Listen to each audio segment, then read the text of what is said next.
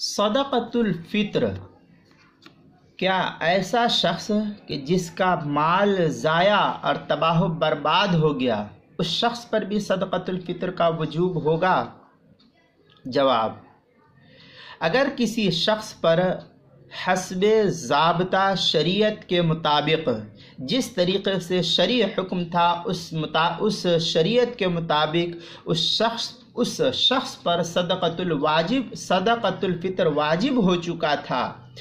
پھر اب ایسی صورت میں اس شخص کا پورا مال کسی بھی اعتبار سے ضائع ہو گیا، تباہ و برباد ہو گیا، جل گیا، گم ہو گیا، تو پھر ایسی صورت میں فقہا یہ کہتے ہیں کہ اس شخص سے صدقۃ الفطر ساقط نہیں ہوگا، بلکہ ایسا شخص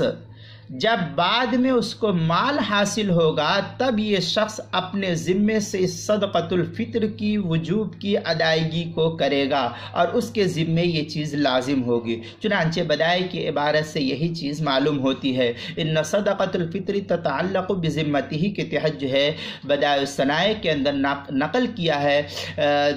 زکریا بک ڈپو کا چھپا ہوا نسخہ، اس کی دوسری جلد 208 صفحے پر۔ اسی طریقے سے در مختار کے اندر ہے فلا تسقط صدقۃ الفطر